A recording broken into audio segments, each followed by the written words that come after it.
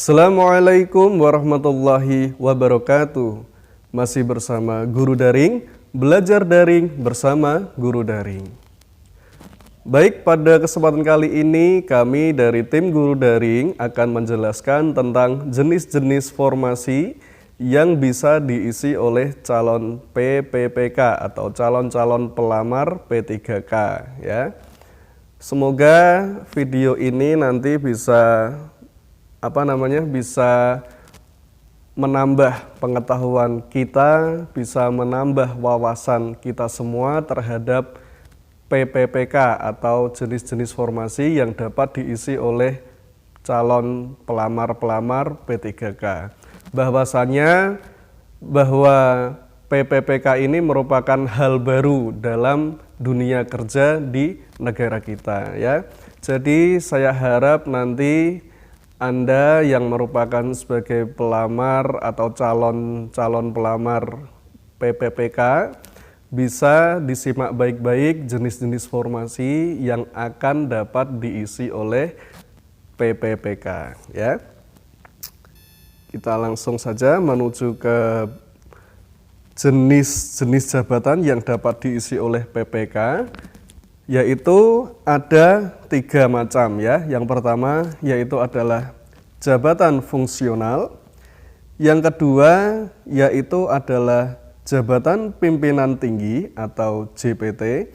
Untuk jabatan fungsional itu disingkat menjadi JF.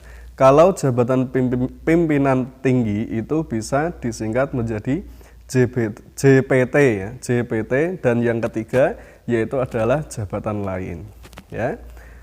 Lalu apa yang jenis jabatan yang bisa diisi oleh PPPK untuk jabatan fungsional, jabatan pimpinan tinggi dan jabatan lain itu apa saja ya? Nah, maka itu simak baik-baik. Yang pertama kita bahas yaitu tentang jabatan fungsional yang bisa diisi oleh PPPK. Jabatan fungsional yang bisa diisi oleh PPPK yaitu ada beberapa macam ya. Yang pertama yaitu adalah jabatan yang kompetensinya tidak tersedia atau terbatas di kalangan PNS. Nah, yang kedua yaitu adalah jabatan yang diperlukan untuk percepatan peningkatan kapasitas organisasi. Nah, contohnya ini biasanya ya, untuk PPPK ini yang diutamakan yang pertama yaitu adalah pendidikan dan kesehatan. Misal boleh dari guru, dokter, bidan, atau mantri, dan yang lain-lain ya. Terus yang ketiga yaitu adalah jabatan yang diperlukan untuk percepatan pencapaian tujuan strategis nasional. Yang keempat yaitu adalah jabatan yang menyaratkan sertifikasi teknis dari organisasi profesi. Terus yang yang selanjutnya bukan jabatan di bidang rahasia negara, pertahanan, keamanan, pengelolaan, aparatur negara, kesekretariatan negara, pengelolaan sumber daya alam, pengelolaan keuangan negara, dan hubungan luar negeri. Nah, itulah ya. Terus yang selanjutnya yaitu adalah bukan jabatan yang menurut ketentuan dari undang-undang atau PP, peraturan pemerintah, dan perpres, peraturan presiden yang wajib harus diisi oleh PNS. Jadi untuk yang yang sesuai tentang ketentuan undang-undang, PP dan perpres itu bukan diisi oleh PPPK tetapi diisi oleh PNS atau pegawai negeri sipil. Nah, kita sudah membahas tentang jabatan fungsional yang diisi oleh PPPK. Terus selanjutnya yaitu adalah jabatan pimpinan tinggi ya. Selanjutnya, jabatan pimpinan tinggi itu yang bisa diisi oleh PPPK atau calon pelamar PPPK yaitu ada 2 macam. Yang pertama yaitu adalah jabatan pimpinan tinggi atau JPT utama tertentu. Nah, contohnya itu seperti LPNK ya, Kepala Lembaga Pemerintahan Non-Kementerian. Itu bisa diisi oleh PPPK. Terus yang kedua yaitu adalah jabatan pimpinan tinggi media tertentu.